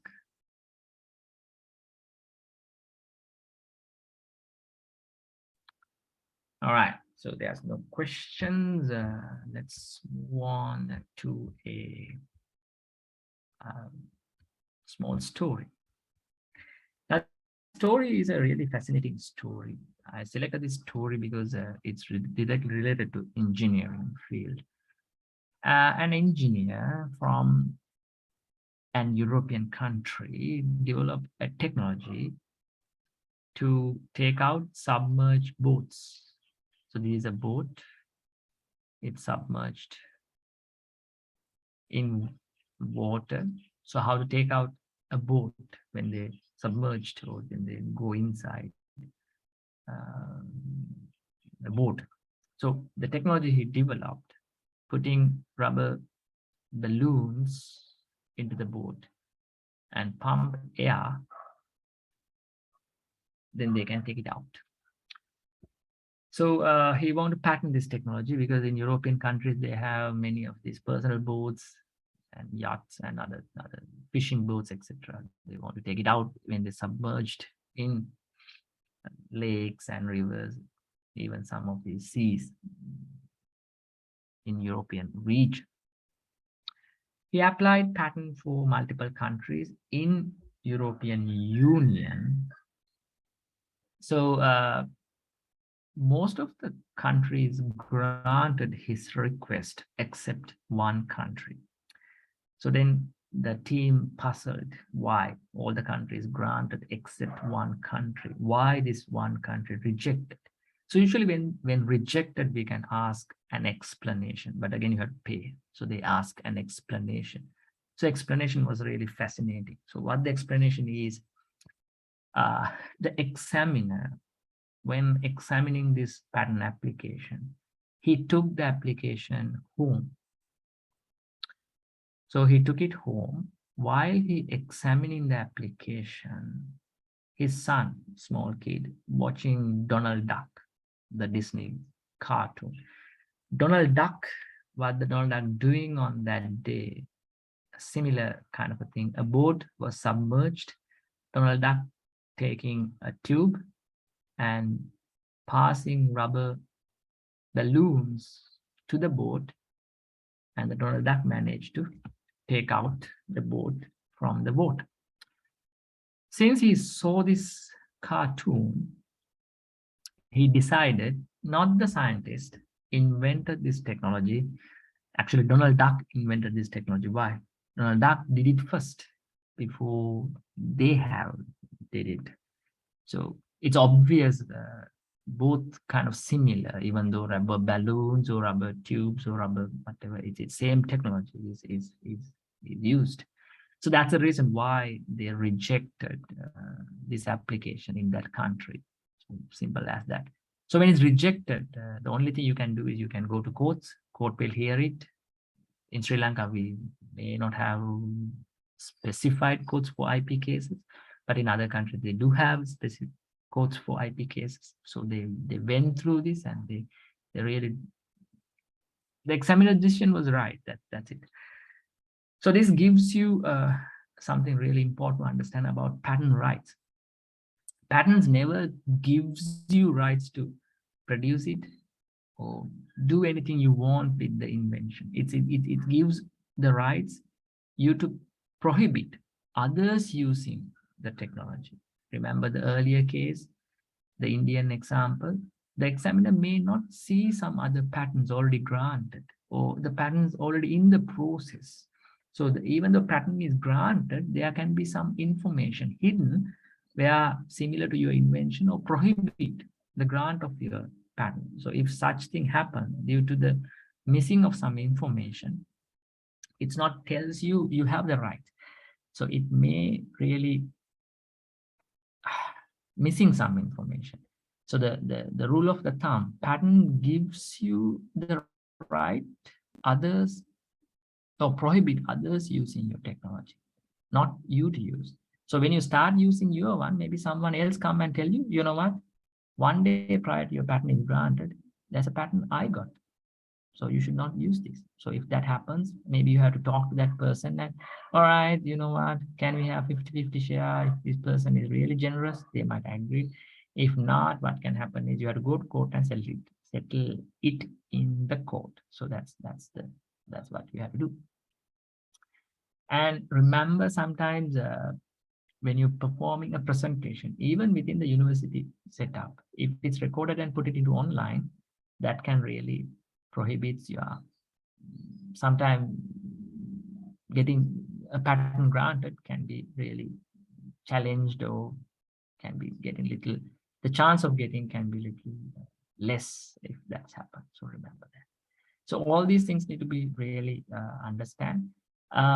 If you're really interested on IP rights and other things, there's something you can do. You can go to WIPO, that's called World Intellectual Property Office. So in World Intellectual Property Office, they have some paid and free courses to understand basic IP rights and etc. So there's a really wonderful basic course and free of charge, and you can get a certificate also, because I know most of students, they like some credentials when you apply for a job. So go to WIPO website, go to WIPO Academy. In WIPO Academy, you need to go to distance learning. These are online courses. You need to follow this course for 3 months based on your time availability. There are lectures, reading materials, recorded lectures and reading materials. And at the end of the day, they will give you some examination. It can be MCQ, it can be written paper, but again, these papers are giving more than like 1 or 2 days to finish. So you can find free time and do it. This is the course I'm telling. This DL101, General Course on Intellectual Property, version 2. It's free of charge. You can create an account. It's free of charge, Certificate will be provided, and tutorial, yes, you will give a tutor to ask questions, and email communication and discussion times are given. It's a really good course, and you can do it if you manage to get more than 50% mark in the final MCQ paper. You can get that certificate. So give a try and see whether you want to learn this or not. But if you really want to learn more than these basic things, there are paid courses, but these paid courses are maybe $40, $60 based on the course you select. So the last bit of our discussion, what you can patent and what you cannot patent. You cannot patent treatment methods. For example, as a doctor, if you developed a treatment method for COVID, you are not allowed to patent. But treatment devices and medicines you can patent, number one. Number two, you are not allowed to patent genes or compounds naturally synthesized by a plant or any other animal. Let's say you can extract compound from a plant for COVID-19 treatment. Since you extracted from a plant, even though you extracted, it was invented by the nature. You are the only one. You found it, yes, but it was invented by nature. So you are not allowed to patent that compound. However, if you manage to synthesize the same compound in a laboratory, then you have the right to patent it, because even though nature developed it, nature can't claim it. Since you are the first human to synthesize it in the lab, you have a right to patent that. So that's how it's worked. Then laws of nature, gravity, electricity, wind power. How to harness wind power? Using a machine, you can patent, but you cannot patent the use of wind power. Even you found it, gravity, Newton law. Mathematical concepts, you cannot patent. So these are the usual things you cannot patent. Remember that that's something you have to really remember. There's a wonderful movie, again, related to engineering. When, long time ago, wipers of a car, there's no way to control the speed. If you switch on, it's going the full power. You cannot control it. There's no way you can control it. You can Google and see the name of this movie. Hopefully you might be able to find a copy of this movie to watch. It's a wonderful movie. So one person had a look on this issue and developed a technique to control the speed of wipers of a car. So if it's drizzling, you can go to really low speed. If it's heavy rain, you can go to high speed. Then this person wanted to commercialize it. So he went to one leading car manufacturer in US. However, he got the legal advice not to really give the technology unless you sign an agreement. So what he did in this movie, also it shows the people from the car manufacturing company stay maybe 30, 40 meters away from him. He's showing the invention 30, 40 meters away from these people. However, remember, these are engineers. When you look at something, you can reverse engineer some of these things easily. So after looking into this invention, even from so far, these people went back and invented, or sorry, reverse engineered the same technology, and they put it in their cars. So this person thought the car company will contact him, but all of a sudden, after a few months, he's seeing some of these other cars also having this controlling mechanism. He went to courts. The case went so long. While the case is going on, this car company who robbed this invention sub-licensed or give this technology for other car companies, Chrysler, GM, etc., US companies. It's a US story. Other companies also start using it. Then somehow this person won the case. So all these car companies had to pay back to him. So that's the story of this car company and this person. You can Google and see what this story is. It's a really good story. And there's another concept used by Tesla. What Tesla says, all their patents are, anyone can use their patents. But remember, as soon as you are using one of the Tesla's patents, whatever the patent you have in with you can be used by Tesla. So that's the agreement they have. So let's say you are a car manufacturer, you want to use one of their technologies, a patented technologies by Tesla. You can use it freely, but as soon as you're starting using that, they can use any of your patents. So that's what they say. So again, it's a fascinating concept. To end the discussion, patenting is an art. As scientists, we might not have knowledge and the skill on patenting and drafting, commercialization. So it's a dealing, it's a PR thing, it's a real legal side. But as a scientist, you must have some basic knowledge on IP rights.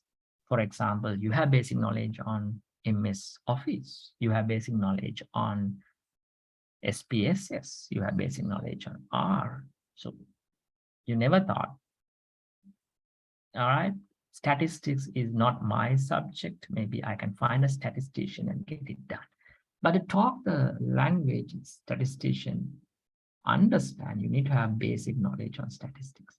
Similarly, intellectual property, yes, it's a different subject, but still to speak the language they speak, you need to really understand some of the basic things. All right, we have a question. Please go ahead. So, when a patent holder sell to another person, that Google patent page, it includes the original patent holder's name or the current owner's name? All right. So usually patents we never sell unless, let's say, you transfer the company to a new owner. We usually never sell patents. We assign patents, we license patents. But if you sell a patent, let's say I want to sell my own patent to you, then we need to sign an agreement. And with that agreement, you can send a letter to NIPO. NIPO will update their database and current owner will be updated. So if you look at Google patent pages, owner and assignee, both are given. Assignee means who using, who authorized to use it. There can be one or multiple companies. Owner means who owns it. So if the ownership is transferred, the transferring process should be informed to the respective country office. They will update the database that will be captured by Google and update the Google page as well. Now remember, one advantage of using Google patents, patents are issued in their native language, Russian, Korean, Mandarinese, Cantonese, German language. If you want to read it like French, if you want to read it, you have to translate it. Google patent provides you automatic translation unless you have to find a translator to translate the document. So that's why I use Google patent, and it's free of charge. But the options are a little less. The paid Google search database are extremely advanced and highly user-friendly with multiple options, but I don't have money that much to access those databases. Those are really expensive. So that's my answer for your question. So similar to patents, the trademark, copyrights, those details, how can we find, sir? Sri Lanka, if you want to find that, you have to send a request to the NIPO, but they'll take a little longer than you think. A patent document, they might take 3 months to provide you a copy of somebody else's patent. They don't have an online search engine, so we have an issue with that. But again, trademark and everything, you have to access their office to get if there are any contradicting or any other one who prohibits your version. However, what you can do is you can submit an application and see whether they are granting or not. If they are granting, that means nothing else really prohibiting you. Now remember all these things. trademarks, etc. Each country had to register separately. You cannot get the protection worldwide by just protecting one territory or a country. So these are territorial rights.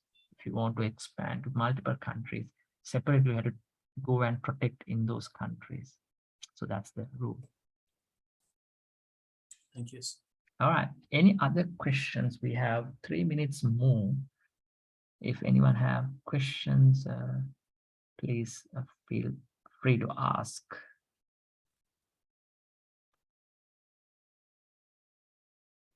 All right, there's no questions. And again, I'm happy to provide my assistance to any of you. You can find my email address just Googling. And if you have any questions, feel free to email. I'll try my best to provide my support. But again, you can go to UBL and really get the assistance from UBL, all the universities and some of the private education institute have UBL for single entities. So that's it, Professor Bandhani. Sir, 1 minute, Yeah. sir. Yeah. One final question, sir. Sir, if an individual not linked to the university, if he is willing to do that, continue the patent applying progress through the university, is it possible, sir? It depends on what university may say, because it's like you go to a private company, ask, can I do business with you? But I doubt they might, but they may, based on your invention, they might want to support such invention. Like if you are an individual engineer, maybe pass out from Moorootu University. If you want to really patent something, you can go to Moorootu University and ask whether they can help you or not. Maybe they jointly file it, they might not, I don't know. It's depend on what they have to say, have to ask from them. All right. I think that Thank you very much, Professor Kaumal. And okay, maybe at the end, I may have to ask you whether I can share this this video with the ISL YouTube channel. Yeah, definitely. I'll send an email to you separately, giving authorization to share through ISL web page for non-commercial use. Definitely, yes. Okay, thank you so much. And okay, it's a very valuable presentation, and I think that most of you may not know that when we are publishing that, we are losing our patenting rights, if I understood correctly. And now you know that what are the steps you have to take when you are going to publish, as well as when you are finding a novel thing and also into the society. And so I think now, even if you have any questions, you can ask now. Please raise your hands, and we will allow you to unmute, and you can go ahead, please, because this is very rare opportunity to get the things from Dr. Kaumal, Professor Kaumal, regarding this patenting and IP. Okay, protecting, yeah, intellectual protecting, right? Intellectual protects. Please go ahead.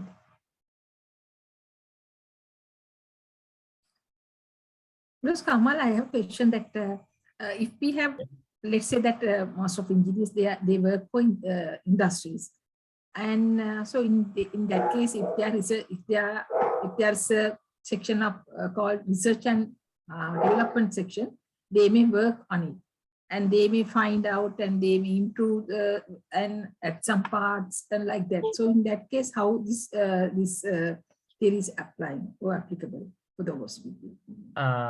If it's an improvement, we have to look at whether the improvement is a significant improvement to the current technology. So sometimes the improvement do not really work without the basic structure. For example, if it's a tractor, we add a component to mix mud and everything in a paddy field really well. So that component is not really usable without the tractor. So then the component can be separately patented, but it really goes with that the initial component So you can do it separately, or you can go to a tractor manufacturer and tell, we invented this, do you want this or not? So patent is belong to university, for your case to Open University, but you can go to a tractor manufacturer and commercialize or give the technology to them for a one-time payment, maybe 1 million rupee to Open University, or you can go for a number of cells and money comes to university. But there's another component in many cases. In engineering research, these companies invest or provide money for R&D work for university. So in such cases, you must first sign a MOU with the industries and clearly say any IP generated through this research work belong to University of Open University. However, there's another separate clause saying, since they have funded, we can give exclusive right only to them, not to any other, only to them for a nominal fee, considering they have spent money on R&D. So because usually the ownership should not give to the industry, but we can give exclusive right to them to use it for a lesser payment, or jointly we can sell this to a separate company, international or a Indian company, and get more money and share it among the industrial partner as well as university. That can be done. Okay, thank you very much. I have another question, if no one is going to ask that. Yeah.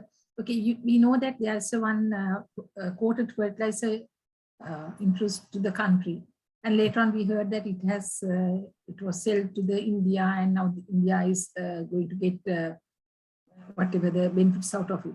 So such kind of situation, how you could analyze, or you can tell us that any other kind of advices or something like that?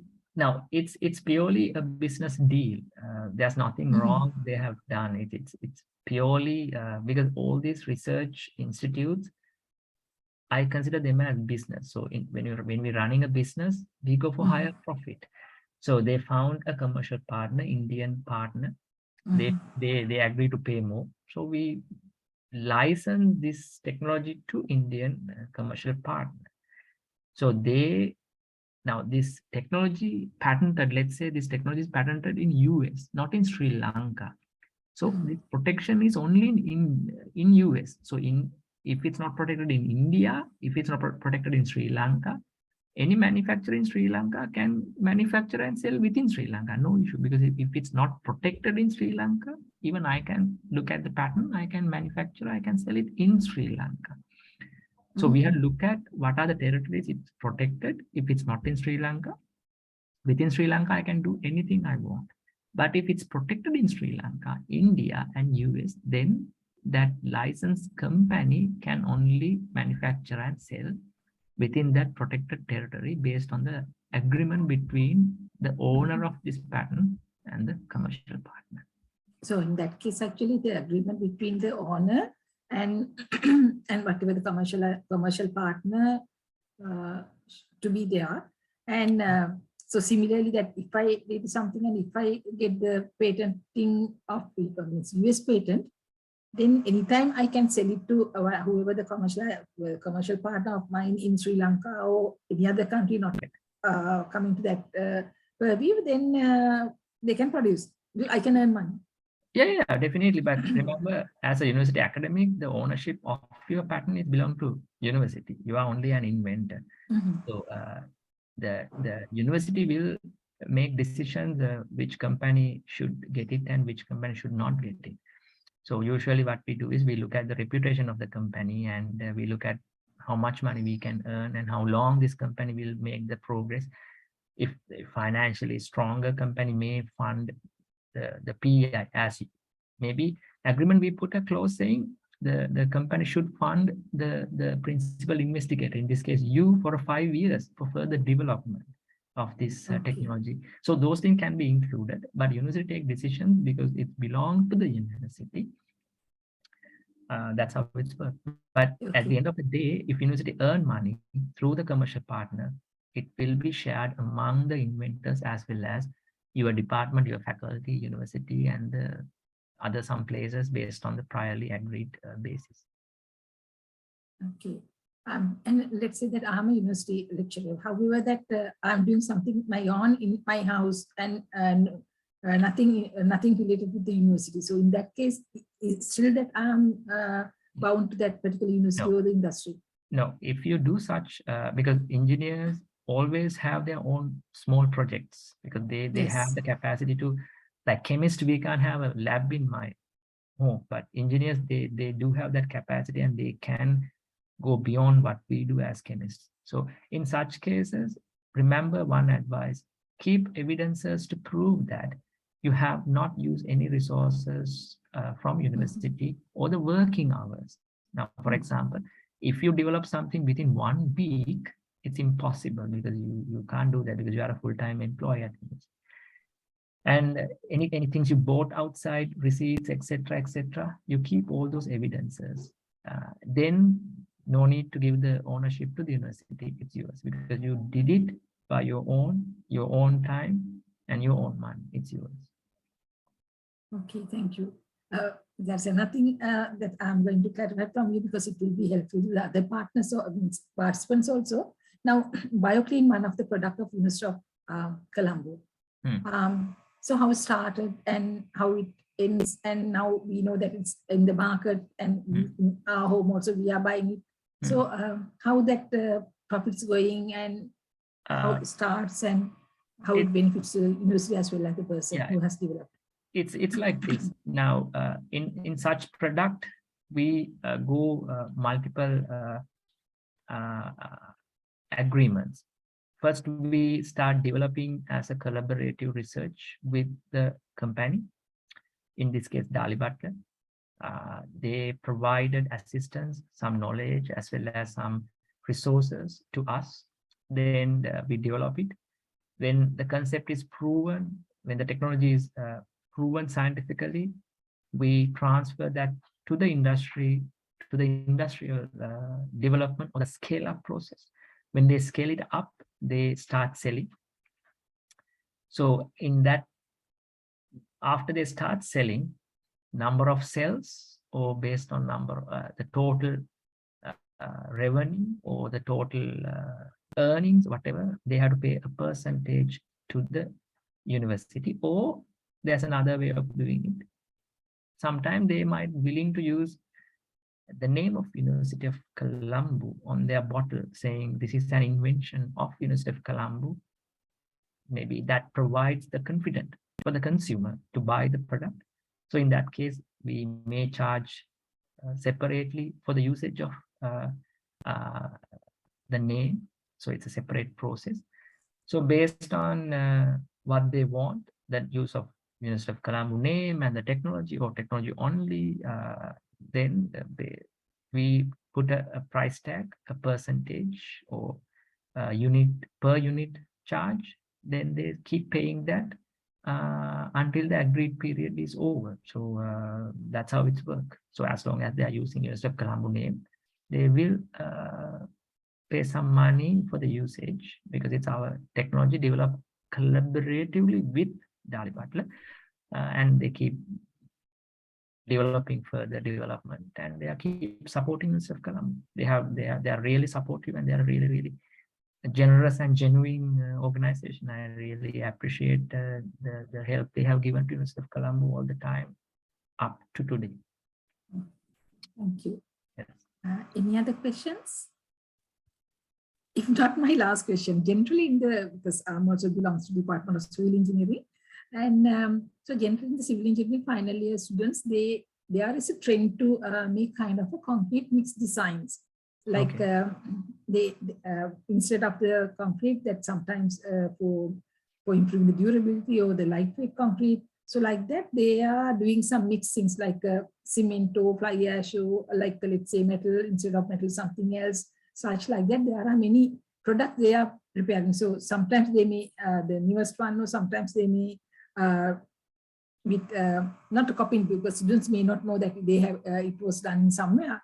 So such kind of products, there are a lot of products are coming from many universities in the country, and it's those kind of things, whether there are any possibility for patenting or kind of, can we say it's kind of a new investigation So those kind of things, how you are going to give a clarification for that, especially that in the final year engineering students, they're supposed to do a research project, and out of those research, many of those, most of the students, they take something out because they are producing, they are inventing, they do designs, a lot of things comes out, but no one is going to do a patenting or applying, or even that they don't contact their university business linkage or the industrial relation centers to get their rights. So how you can advise or tell us, so clarify those kind of actions of them. Now, in patenting, a composition, let's say these admixtures, if I know correctly, or slow settling or slow hardening, these kind of concrete mixtures.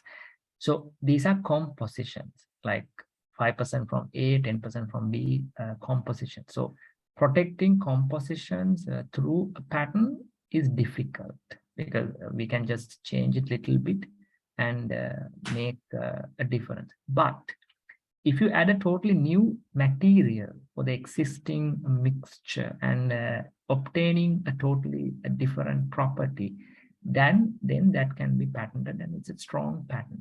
So composition or a method, let's say mixing method or applying method of these concrete mixtures, then again, those are weak patents and somebody else can easily crack it or easily can be overcome some of these protecting terms.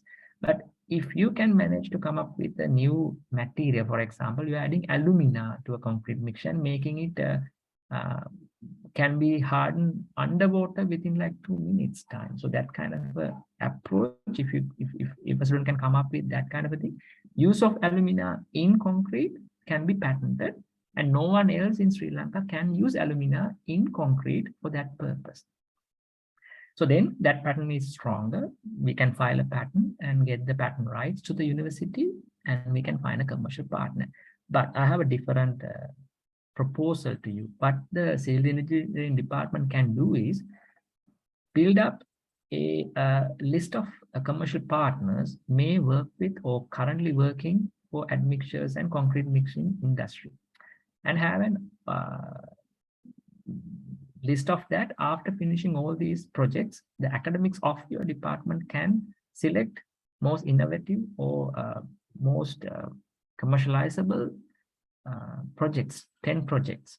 Then we can have a day for these commercial partners, inviting individually one by one, meeting these students separately. So company A meeting student 1, while company B meeting student 2, that kind of approach with the research supervisor after signing non-disclosure agreement. So they can't tell this to anybody else.